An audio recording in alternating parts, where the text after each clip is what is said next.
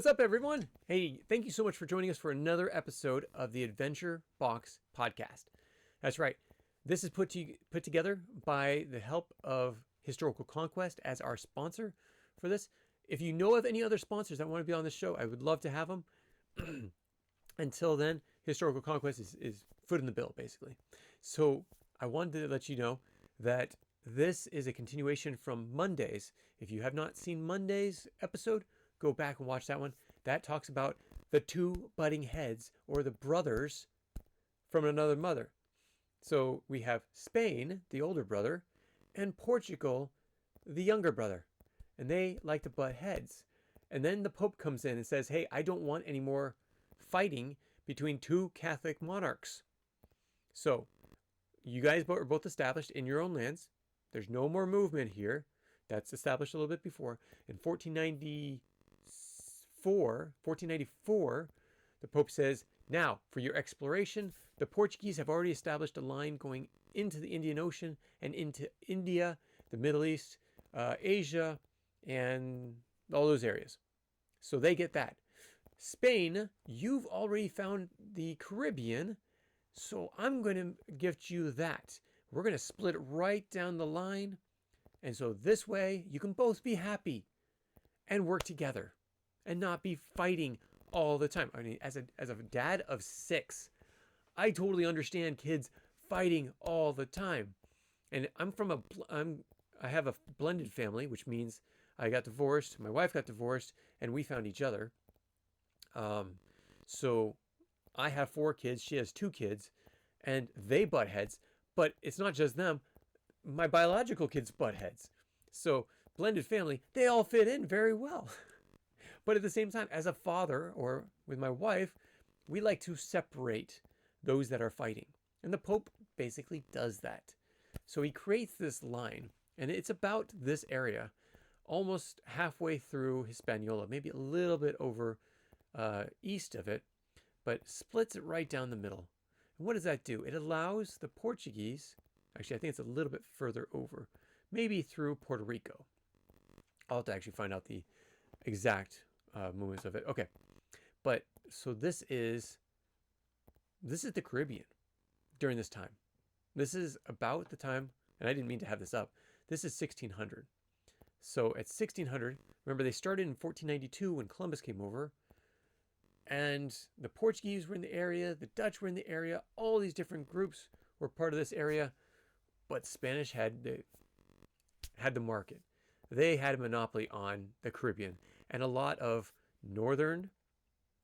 northeast side of South America, northwest side of North America, of South America. Let's try it one more time. The north side of South America. Wow, I cannot do that today. Okay, so we're in South America. They own the northwest side of it. Basically where Mexico and Central America becomes South America, where that's attached. Okay, there we go. Whew. I'm glad I got that out of my mouth because that did not work. Okay, so they have a lot of this area on basically west of the line that the Pope settled between the two countries. Okay, let's give you a map of what it is today, though. This is what I usually start off with. I didn't actually mean to have that picture up. So this is, okay, this is North America, this is South America, this is Europe, and this is Africa. Just as a review. You have up in the northwest, North America, in the southwest, South America, south, you have in the east and the south, you have Africa, and you have Europe in the east northern area. Okay, so just establishing this grid. And you have Spain, who we talked about on Monday, came over and conquered a lot of this land. But you had Portugal. Look how small that. It's not a tiny country, but it's a pretty small country, completely surrounded by Spain and by water. Luckily by water.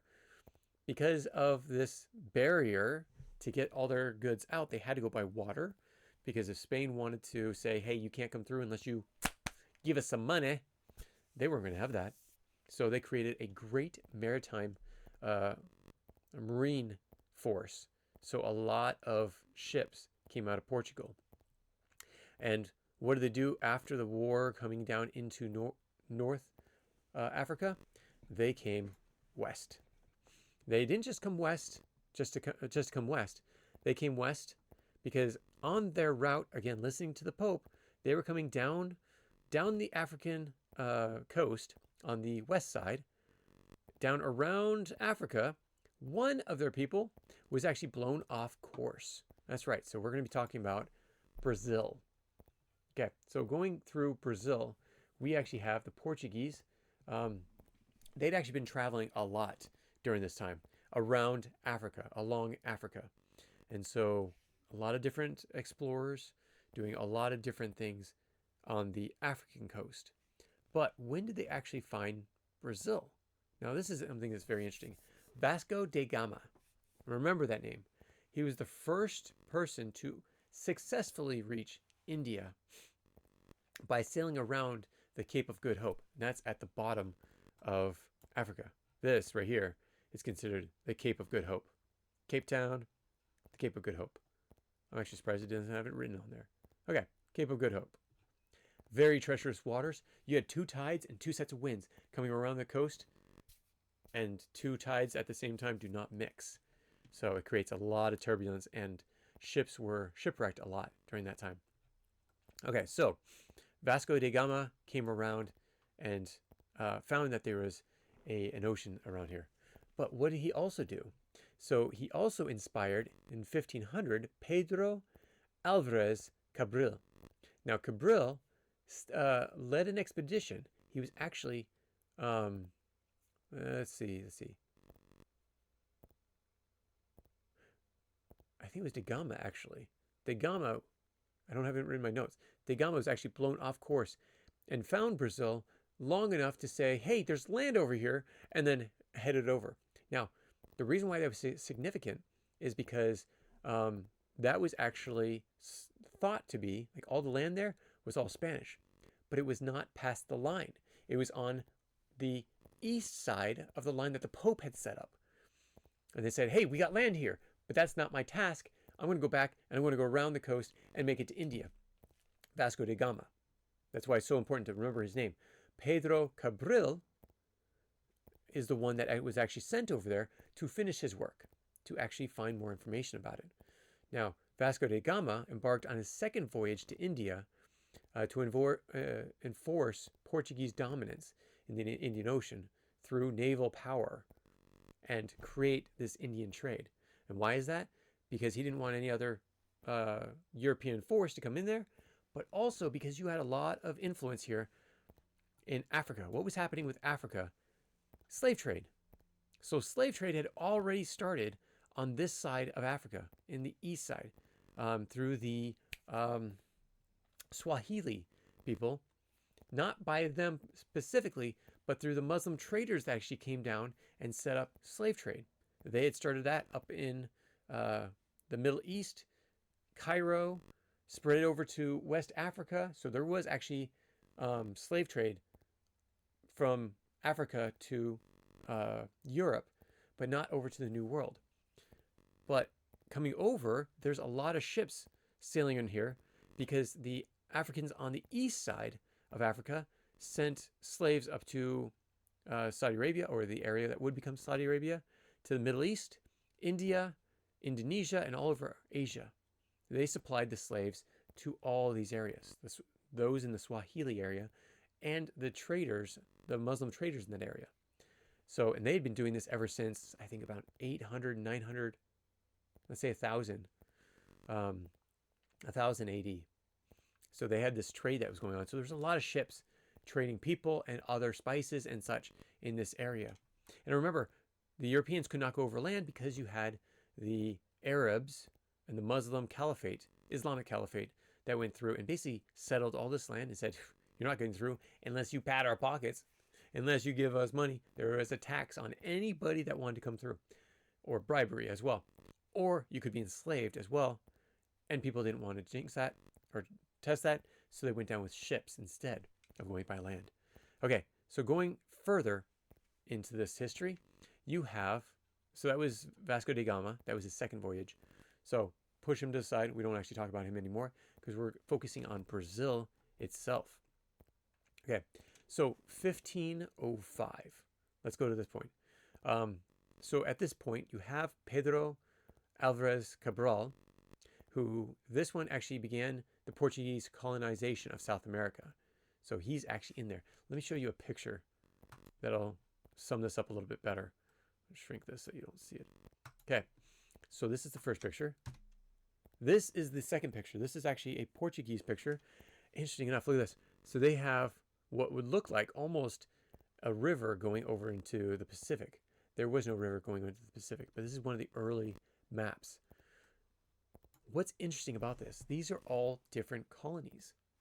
And this is 1534. Okay, it's a little bit further. So let's hold off on this one. So you have other Portuguese explorers now coming over. You have Francisco de Almeida, who becomes the first viceroy of Portuguese India. Okay, so that's over in India, African coast. I don't know why I'm doing. Okay, my notes actually has a little bit of the African, India travels. I'm going to bypass that. Let's go a little bit further. So these are Persian Gulf and the Ming Dynasty, working with the Ming Dynasty in 1513. Again, we're going to go over that when we go over ancient civilizations and also Asian studies. But the Portuguese actually have a presence there, a Christian presence, and actually start becoming advisors to the Chinese dynasties there. So this is very interesting at that point. We're not going to go over that right now. So look forward to that maybe in a year, maybe 2 years. I'll let you know when that comes up. Let's go back to Brazil, though. Brazil is a big part of this. Okay. Here we go.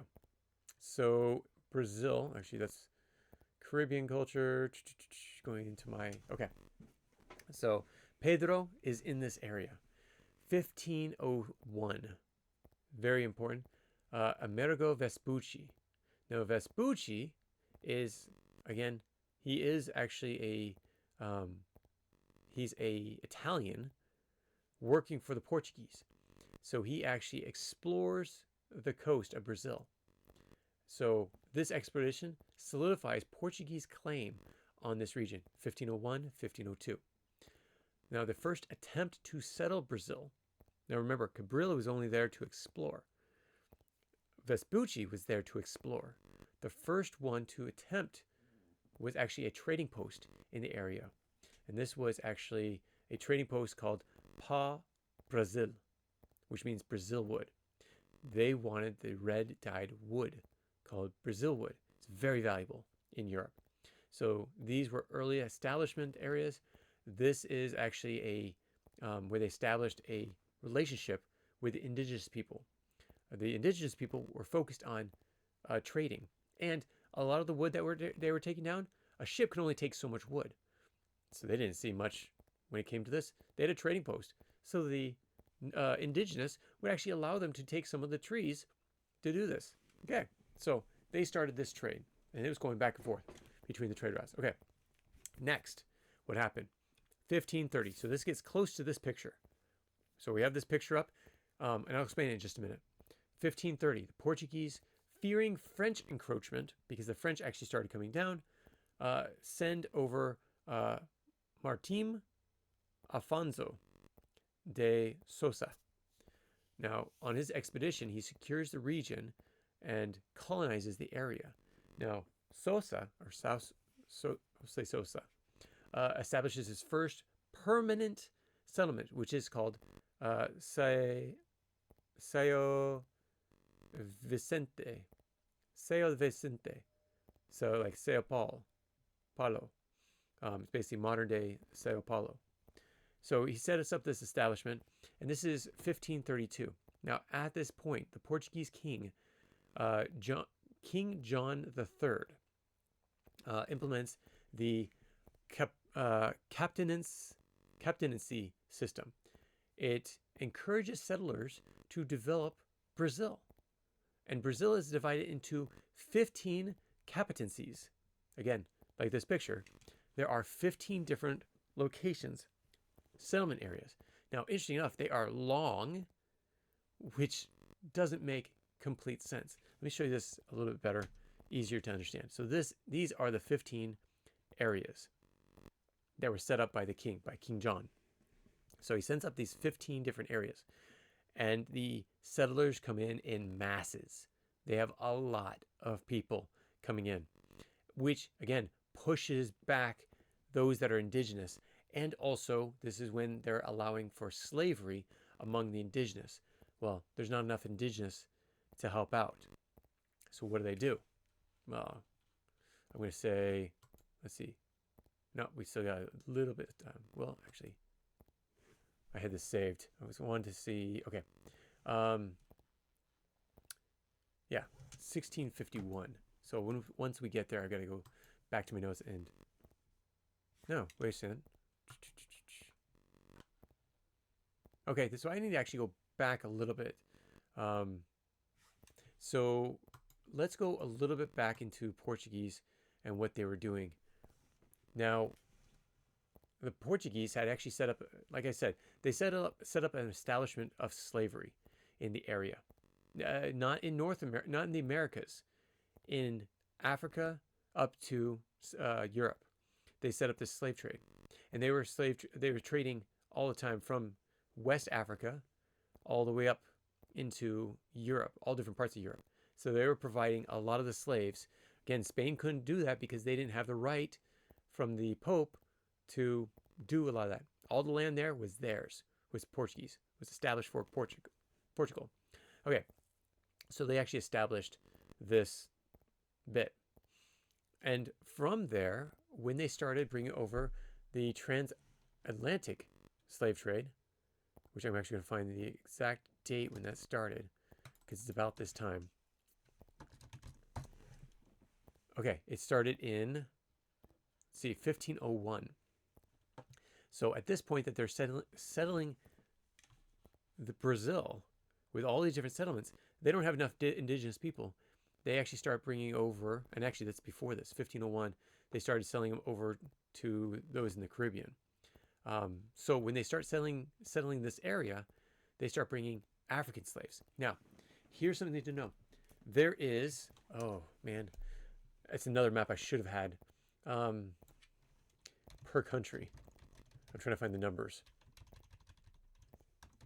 Number of, okay, here are the numbers for all the different countries that had slaves in this area. Okay, so Brazil and Portuguese, they had the highest volume of slaves, and we're transporting them from Africa straight over to Brazil. Brazil had 5.8 million slaves transported under their flag. Now, when the British took over the slave trade, around 17, just had it. Where did I put it? Oh, 1651, they brought in an additional 3.3 million slaves. Not down south, not into Portugal, or sorry, into Brazil. But this is where they started bringing them into the Caribbean more, and also up to the United States. So that was not until 1561 did the British bring them over. The first in 1419, sorry, 1419, no, 1619, yeah, 1619, you had the first slaves brought over to America. What happened? Pirates had taken over a ship. I think they were the Dutch, took over a ship from the Portuguese, a Portuguese ship, and couldn't sell any of the slaves in the Caribbean because the Portuguese would have killed them, would have destroyed them. So they brought them up to the Americas and tried to sell them there. Well, in America, you could not have slaves. You could only have indentured servants. So those that came from Africa were made indentured servants. And then after the time that they served, they became free during at this point. So, and then France also carried over 1.6 million slaves from Africa as well. But that's not the number I want. Let's type this out. So I'm going to Google this because I don't have it in front of me. Let's see. How many slaves were transported to each country in the Americas. And there's a reason why I'm bringing this up. Okay, here we go. This is by Statica. Statica is a website that just has basically statistics. Okay, Portuguese, Brazil. Yes, I'll accept your cookies. They brought in 5.8 million. Okay, wait a second. British, yes, I know. This shows it by countries. I don't want this. I want how many were transported. How many slaves were transported to each country? Yeah, that's what I wrote. How many slaves? Oh, wait a minute. No. The Transamerican uprooted millions. Yes, but does it show it? This is also from Statica, which I do trust. Oh, here we go. Yes, here we go. So during the slave trade, you had in Brazil, you had just Brazil itself, 3,169,000 slaves brought into Brazil. Remember that, 3 million. The United States, 307,000. 10 times the amount of slaves from Africa came over to Brazil. Argentina had 92. Guyana had 356,000. Caribbean islands, 2.76 million. Jamaica alone. Jamaica is a small country. It is not huge. 935,000 slaves.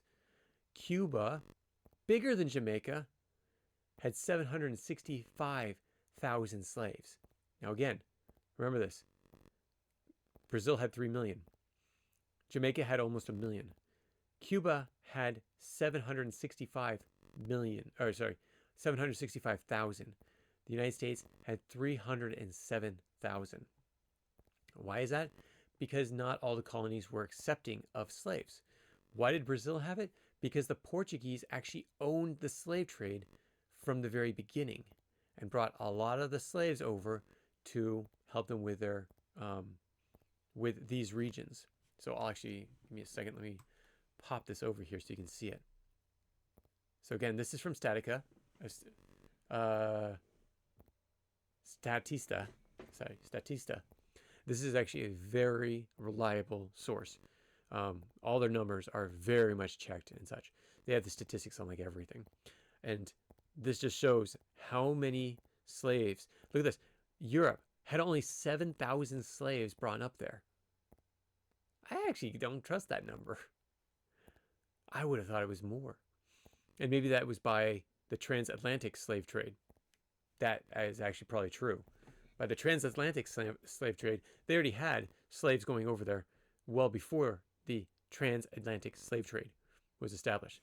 And again, this was 1514 to 1866. And as you know, like we already said, Portugal had already established their place in slave trade because they owned that area. Owned. I give quotation marks because I do not believe that they actually would have owned that. Okay, so that's really interesting to understand. Okay, now I'm going back to my notes because I had to get out of them to see that. So again, early 1400s, the New World was not even found when Portugal took over parts of Northern Africa and Western Africa and started trading with those in the Western Africa empires to bring slaves up into Europe. The transatlantic slave trade wouldn't actually start for another 100 years. Okay, so we're at this point around 1534 when we have a lot of different people coming into Brazil, a lot of different settlers coming in. So now let's go into what happened after this point. After the king had set up all these different establishments to create sugar, to create all these different things, the Portuguese crown created it's called the Governorte General of Brazil to centralize authority and manage the struggling captaincies. Now, this is interesting because all of these settlements were supposed to be very lucrative. They're supposed to be very well established, sugar campaigns and such. You still had, at this point, other pirates and such attacking these ports. So the crown basically says, I'm done giving these to the settlers and having all screwed up. We're going to do better. Our government can do it better. So the Portuguese crown decides we're actually going to, take it over. So Tome de Sousa is appointed the first governor general over the whole establishment, and the capital is considered Salvador. Okay, and I don't have it on here. Salvador. Nope, not here. Okay, so at this point, it's under one rule at this point. So sugarcane becomes the primary export of Brazil. Now, here's the thing. Here's what you should know. Sugar at the time, not like salt, because salt was over in Africa.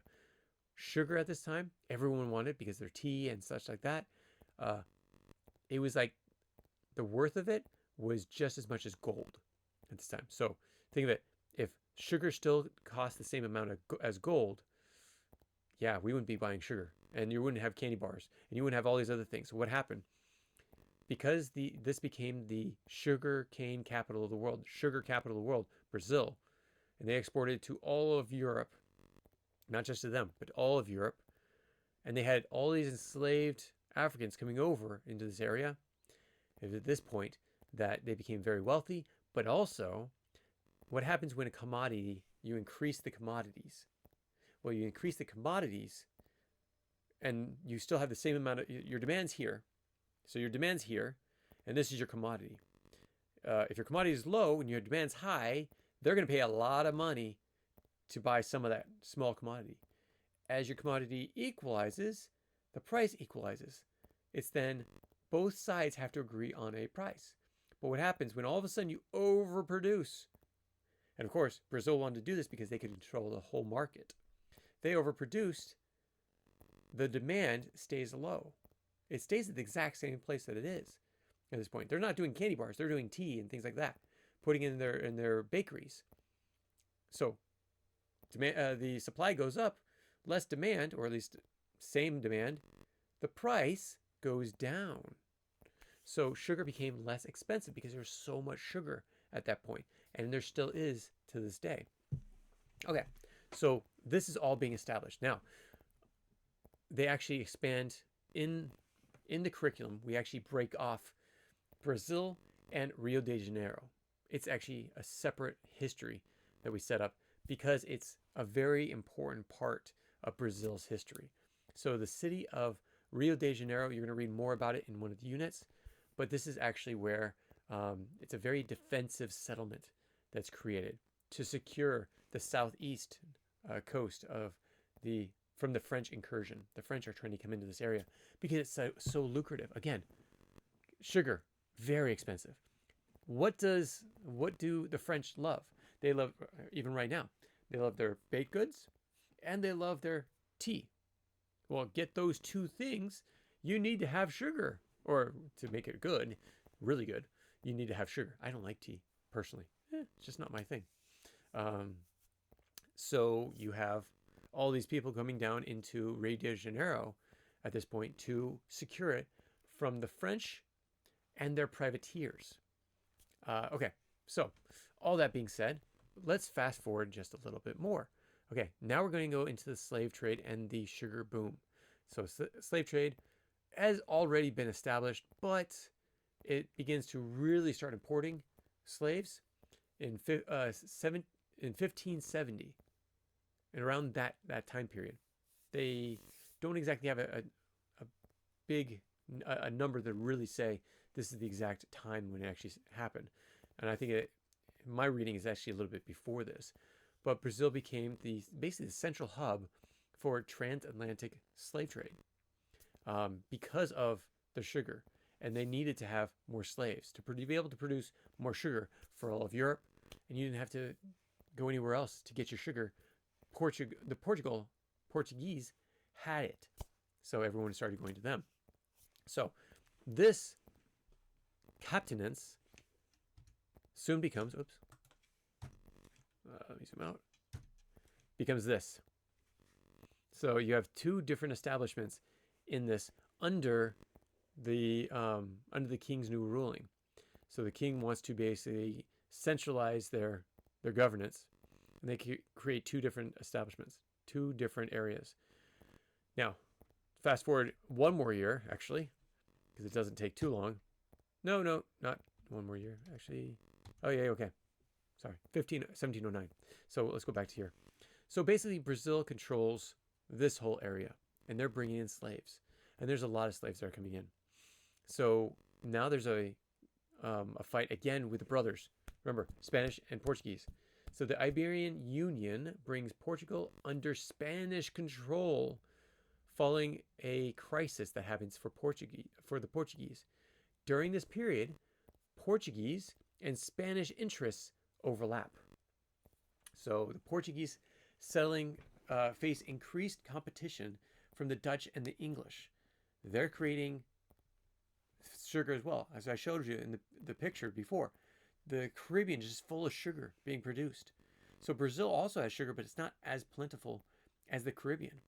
And the Caribbean actually started the taking in slaves from the Portuguese a lot earlier than Brazil did. Okay, so fast forward just a little bit more. Go a little bit ahead. Early 17th century, the Dutch invasion of Salvador, basically of Brazil, that area.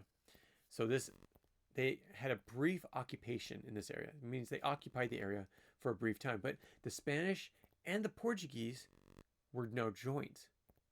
So during the 1580s to about 1640, they're together. So the joint union comes down and kicks out the Dutch West India Company. So 1530s to 1654, the Dutch successfully invade and occupy northeast Brazil. So this has become now part of the Dutch area.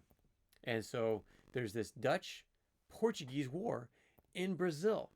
It creates basically a divided Brazil. The Dutch managed the lucrative sugar trade plantations even better than the Portuguese did, and bring in innovation into the area, new innovations into the area. And so, yes, it starts to flourish.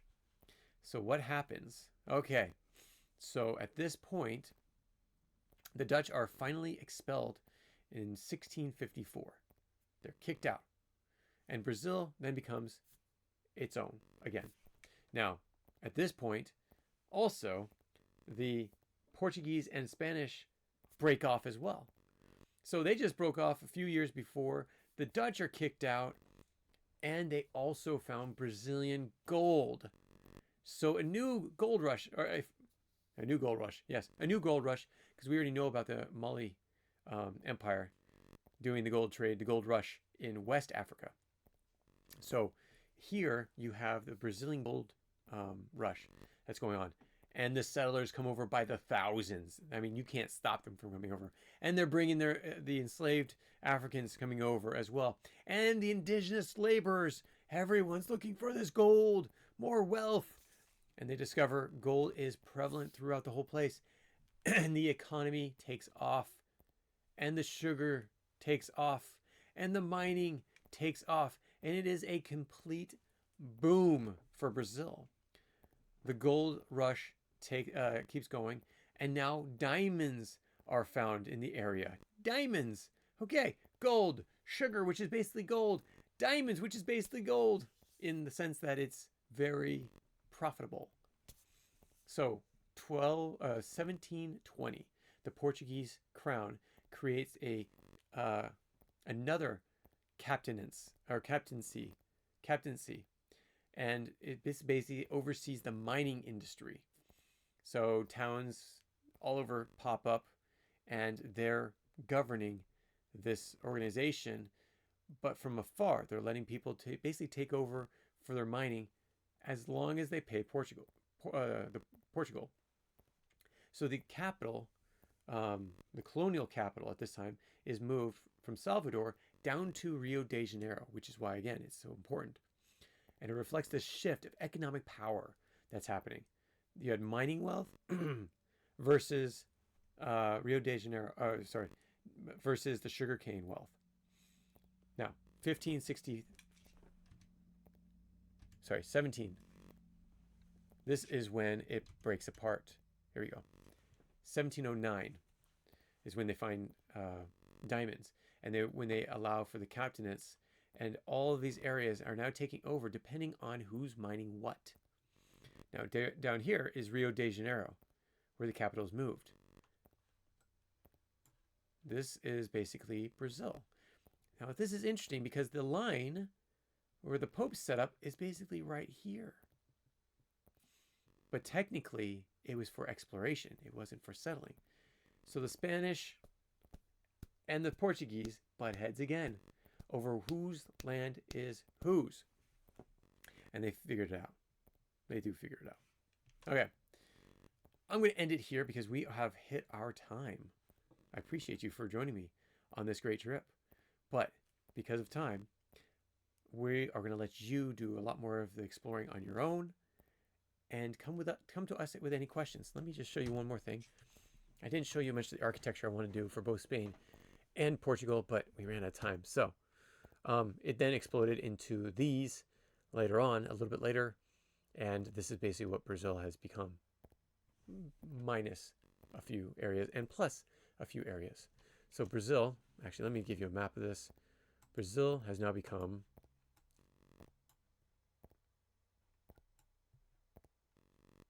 it's not actually going to give it. Let's try this. This will give it. Brazil. So this is basically all owned by Brazil. Fairly close to what is shown on that map. So there you go. And that was around 1734, I think. I meant to write it down, but for some reason I had not. I just said Brazil takes over Brazil. Or sorry. Yeah, Brazil takes over Brazil. There you go. So this is the land that basically they ended up in. And here's all the different provinces that were created.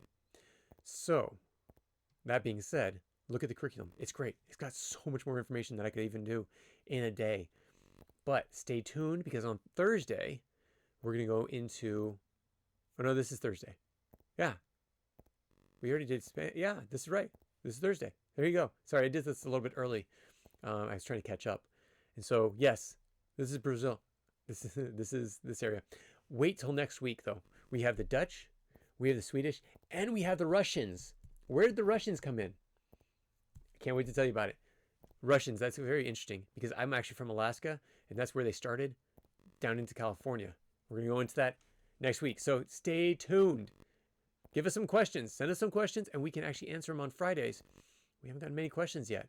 Maybe that's because we're recording these well in advance. But send us your questions about this time, this period, anything about it. We'd love to answer it. Thank you so much. Talk to you soon. Bye-bye. If you have any comments or questions, add them to the comments below. Otherwise, we'll see you tomorrow, actually. Take care. Bye.